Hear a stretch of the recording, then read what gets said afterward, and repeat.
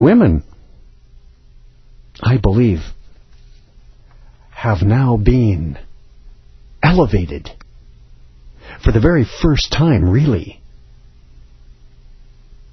in the modern games. This Olympiad. You see, women were first allowed to participate in the games only from 1900, the Paris Games. Even today, the equestrian events are the only ones where men and women compete as equals. And that's what the Illuminati want, men and women to be equal. That's why now you'll see a television commercial where the woman will be the boss. Or the woman will be doing the man's job. Traditionally the man's job. Role reversal. Simply to give an equal status. Because the little party that they're going to throw, called WW3, is going to include women on the battlefield. Mark my words.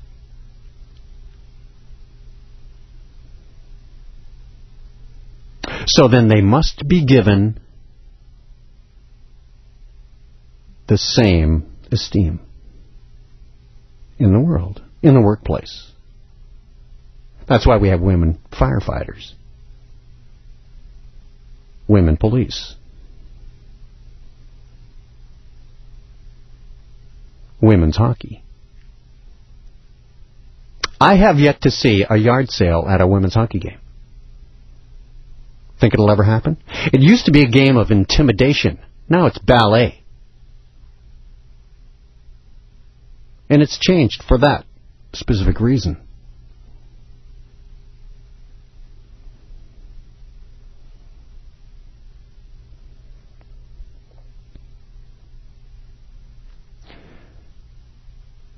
Genetic altering could make a woman as lethal a killer on the battlefield as a man, as well as the technology that's coming. The Olympic flag at these games, in turn, were for the first time ever in history carried in by 8 women. Italian actress Sophia Loren, Chilean writer Isabel Allende, American actress Susan Sarandon, UN Goodwill Ambassador. Hello, Susan Sarandon? Must be blood lineage, hidden blood lineage. Occult connection. Also Nobel Peace Prize winner Wangari Maathai of Kenya, the first woman in East and Central Africa to ever earn a doctorate degree. She serves on the boards of several organizations, including the UN Secretary-General's Advisory Board on Disarmament. And 3 Olympic medal winners. They were Nawal Al-Mutawakkil of Morocco, Manuela Di Centa of Italy, and Maria Mutola of Mozambique. The 8th was the Cambodian human rights activist Somali Mom. Did you see the opening ceremony yesterday afternoon or rebroadcast last night? If you did, you would have noticed England's Prime Minister, Tony Blair, was not present.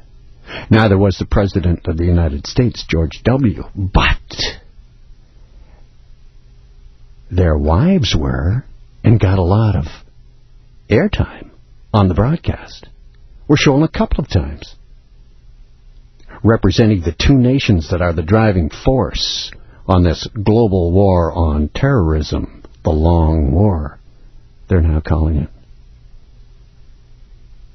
There are now females leading Germany, heads of state, Liberia, Bermuda, Finland, the Philippines, I believe Mongolia. Will the United States of America be added to this list soon? Spaceman AM 640, Toronto Radio.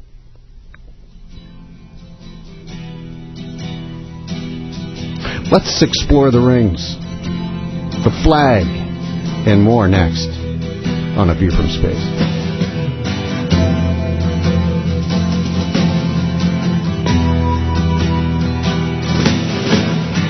The Stafford Show.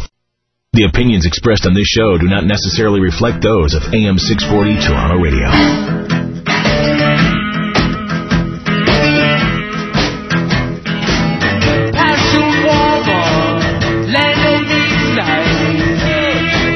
I'm Space. It's View from Space on AM 640 Toronto Radio.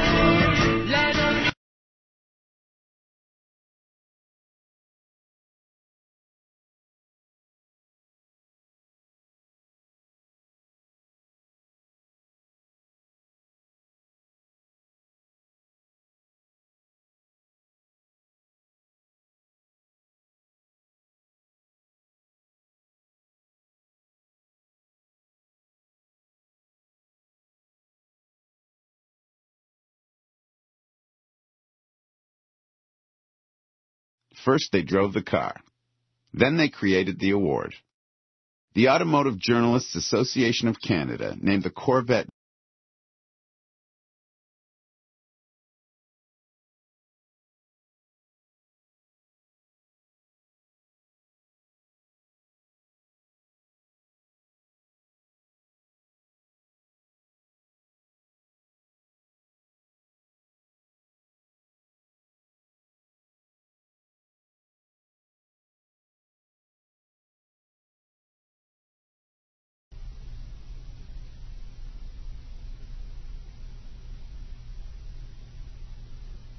the Babylonian harlot of harlots.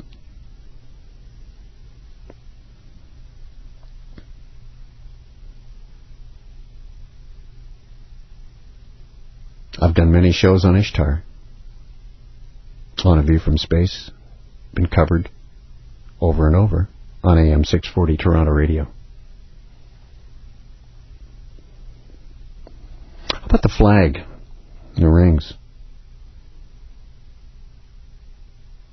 Oh, and look for more before I move on. Look for more from the women. The modern Olympic flag was thought of, put together in 1913, introduced in 1914.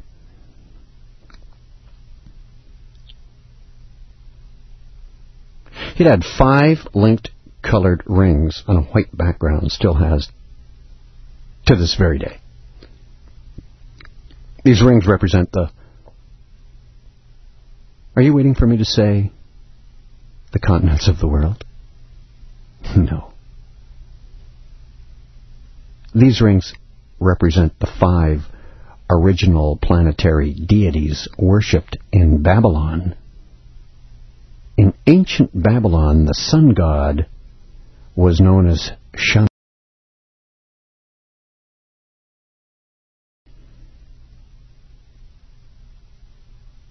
Took in all things and judged everyone. Remind you of the machine the Illuminati is building around you and I. The all-seeing eye. I call the surveillance society. And judged everyone, the rule of law. Oh, they love the rule of law. They throw that word around like liberty and democracy. And those are their keys to people's minds. But their laws are unjust. Their democracy isn't true democracy.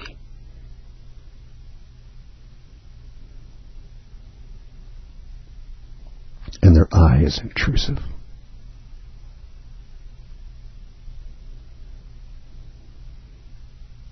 The role of Jupiter Marduk was first of all gods and preeminent in Babylon, Iraq.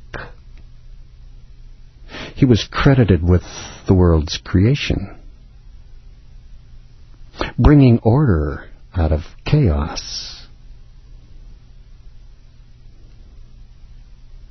Babylonians associated Ishtar, their goddess of love and fertility, with the planet Venus. Mercury was the god Nebo, the record keeper and the messenger of the gods.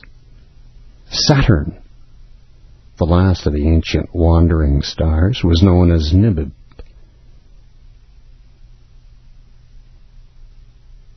By the Babylonians. First worshipped as a sun god and patron to the ancient city of Nippur. Later, Ninip became connected with springtime and planting. In ancient Babylon, Marduk, Jupiter, was honored as the king of the gods and very specifically associated with the planet Jupiter. And, hasn't NASA, that great black magic, spell-binding company, sent a satellite to Jupiter? Isn't it on a 9.5-year journey?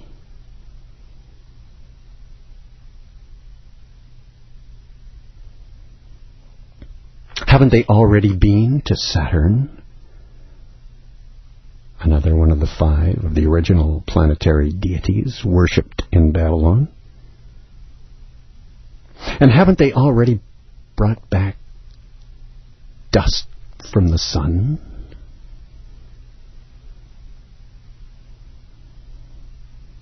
And hasn't Venus already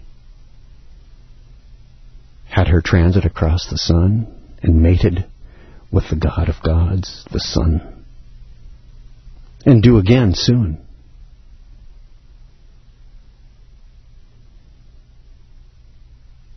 The year of the London Olympics.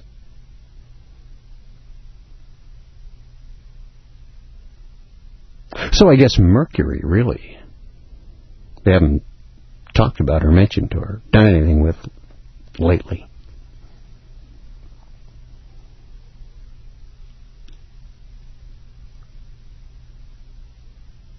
They're all rituals, discreetly, secretly, covertly, occultly connected with the plan. It's part of the black magic spell. In Greece, Zeus was the chief of the Olympians with dominion over the planet Jupiter. He was pretty much the counterpart of Marduk. The ancient Egyptian mystery religion portrayed Jupiter and Mars, Saturn as well, with the falcon head of the sky god Horus. Freemasonry worships the ancient Egyptian mystery religion. And yes, they'll tell you the rings also represent the 5 participating continents: red for America, green for Australia, black for Africa, yellow for Asia, blue for Europe. Every nation in the world has one of these colors in its flag, too, by the way. The rings are joined together with a sign of unity, of oneness. Oh, did you watch Grammys? You too. What song did they do? One.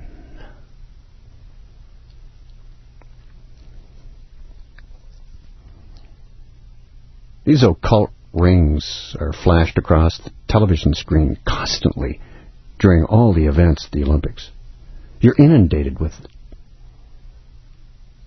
The Olympic rings are a universally recognized symbol of the game since they made their debut in 1920 in Antwerp, Belgium.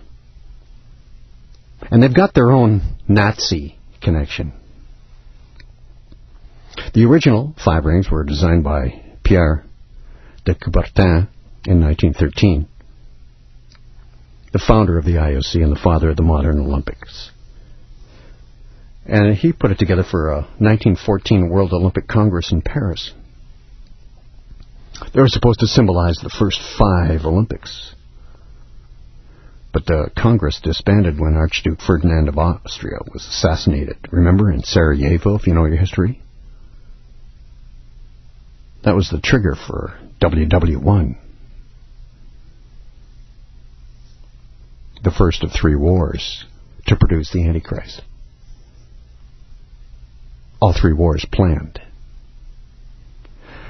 Leni Riefenstahl, the Olympic filmmaker, she shot a film called The Olympia. She was also the